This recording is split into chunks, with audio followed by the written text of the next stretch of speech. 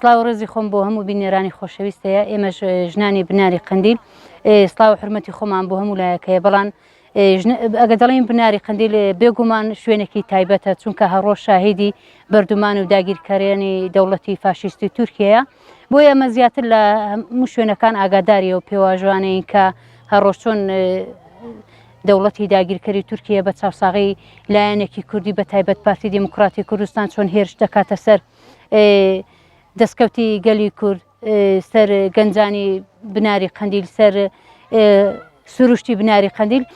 بەداخەوە پارتی دیموکراتی کوردستان ئەوڕۆکانە هێرشەکانی جودا کردن بۆ سەر گەلی کورد بە تایبەت کە بە بێنوای پارتی کرێکارانی کوردستان هێرشی جودا جودا دەکات ئەوانە بۆ پێواژۆی سیاسی بە تایبەت بۆ گەلی کورد زۆر ڕۆژێکی بەنرخن زۆر مێژوویەکی ئەوڕۆکانە مێژوو کە دەڵێن هەر ڕۆژ دووبارەیە بۆ گەلی کورد هەر ڕۆژ ئەو مێژوە دووبارەیە چونکە هەموو دوژمنان تا بێت و گەلی کورد دەستکەوتێکی هەبێت گەلی کورد بێت و قوارەیەکی پێکبێنی بێت و هەرێمێکی سەربەخۆ پێکبێنی بێت و دەستکەوتێکی پێکبێنی بێگومان دوژمن هەڵدەستی بەداخەوە بە چاوساغی هێندەکان یا مەسەلەن هێندەکان دەکاتە لایەنگری خۆیان هێندەکان بە پشتیوانی خۆی دەبینی بە چاوساغی هێندەکان هێرش دەکاتەوە ئەو سەردەستکەوتان بێگومان لایەنە سیاسیەکان هەم گەل هەم ئەو حیزب و لایەنانە دەتوانن ئەوڕۆکانە چارەسەری هەری گەورە کۆنگەرەی نەتەوەییە کە بتوانن لە ڕێگای کۆنگەرەی نەتەوەیی لە ڕێگای شتێکی وا مەسەلەن کە هەموو یەک ئێمە زۆر هەموو شتەکان بوونەتە شوعار بەڵام بەداخەوە ئەوڕۆکانەگە ئەو شتەکە ئەو شوعارەیمە ئەو هەڵسو کەوتیمە ئەو هەستەیمە ئەوڕۆکانەگە وەکو نەبێتە یەک نەبێتە یەک دەنگ نەبێتە کۆنگرەی نێتەوەیی بێگومانە ناتوانین وەڵامێکی دەوڵەتی داگیرکەران بدەینەوە بێگومان هەر یەک دەنگە یەک ڕیزیە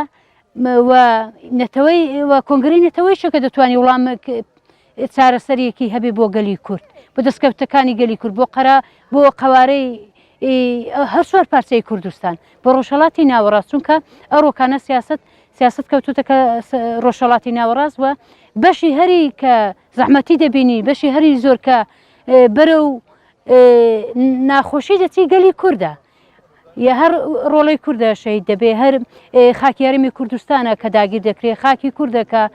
پارچە پارچە دەکرێت و ماڵی کووردە کە تێک دەچی بۆیە ئەوانە بە یەک دەنگی نەبێ بە یەک ڕزی نەبێ بە کۆنگرەیەکی نێتەوەی نەبێ دروست نابێ یعنی تو ناتوانانی شوێنێک ئاوا بکەیت ئەتو ناتوانانی بەرگری خاکێک بکەیت ئەگە یەک دەنگ نەبی ئەگە یەک ڕیز نەبی ئەگە خاوەن هەڵوێز نەبی بێگومان ئەوڕۆکانە دەبینی زۆر لە لایەنەکان نەتەنها هەڵوێستیان نییە بەڵکو هەر وەکو کوردێکی مردوونە وەکو ئینسانێکی مردوو لە شاری زیندوانن پێم وابێ مەبەستی تورکیا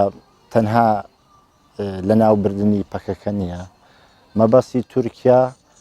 ئەوەیە دەیەوێت دەست بەسە هەموو خاکی هەرێمی کوردستاندا بگرێ ڕۆژانە بە بیانووی بوونی پەکەکە دەستێژی دەکاتە سەر خاکی هەرێمی کوردستان پێم وایە لەو داگیرکای هەموو مازەرە دەکەین هەموو حیزب و لایەنەکان ئەو مەبەستی ئەوە نییە تەنها بۆ لێدانی پەکەکە بێن مەبەستی کوردستانە لە ئێستادا تەنها یەکگرتنی کورد حیزبەکانی کوردی لە هەر شوێنێک بن ئەوە چارەسەرە هەتاوا پەرتەوازە بین و ئەو مەرامی خۆی بێ ئەو مەرامی خۆی بێ ئەو داردەستی ئەو بێ و ئەو داردەستی ئەو بێ حاڵمان هەر بەو نەوەی دەبێ دوژمن هەلێک لە لێمان دەخوازیتەوە هەر لایەنێک پەلکێشی زۆر دەبینین پێشتر ئێستا لایەن پەلکێشی بێگانە دەکات بۆ خاکی هەرێمی کوردستان دوژمن مەبەستی داگیرکردنی هەموو هەرێمی کوردستانە دوژمنانی گەلی کورد بە درێژایی مێژوو سەڵیان نەکردوێتەوە لە قەتڵ عامکردنی گەلی کورد و داگیرکردنی خاکەکەی بێگومان ئەم نمونەی ئێستا دەیبینین یەکێکە لە نمونونەکانی داگیرکەرانی گەلی کورد نمونەی قەتڵ عامی کورتەک قەتڵ عامی دەرسیم هەڵەبجە ئەنفال قەتڵ عامی ماڕاش ڕۆبۆسکی ئەوانە یەکێکن لەو نمونانەی کە داگیرکەران و دوژمنانی گەلی کورد کردویانە بەرامبەر بە خاکی کوردستان و خەڵکەکەی و هەروەها ئەم هەژمون و هێرشە داگیرکاری ئەمڕۆ تورکیا دەستی پێکردو بە تایبەت بۆ سەرباشووری کوردستان ئەم هەوڵانە و ئەم هێرشانە کەوتۆتە قۆناغێکی زۆر مەترسیدار بۆیە قوارەی سیاسی باشووری کوردستان و هەژمونی سیاسی باشووری کوردستان گەیشتۆتە زۆر قۆناغێکی مەترسیدار ئەگەر بەرانگاربوونەوەیەکی جددی نەبێ و تێکۆشانێکی ڕاستەقینە نەبێ بێگومان ئەم قوارەی باشووری کوردستان لە دەستمان دەردەچێت لەم چوارچێوەیەدا پێویستە ئێمە وەکو گەلی باشووری کوردستان تەنها ئەوە نەبینین کە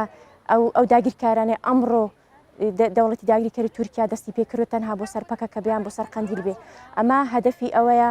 کە هەموو باشووری کوردستان داگیر بکات و خەونی عوسمانیزم بەجێ بگێنێت و پێویستە ئێمە ئەمڕۆ وە گەلی باشووری کوردستان هەوڵ بدەین بۆ یەکێتینەتەوە یەک بگرین دژی ئەو داگیرکاریانە بوەستینەوە چونکە ئەگەر ئەمڕۆ ڕێ لەو داگیرکارانە نەگرین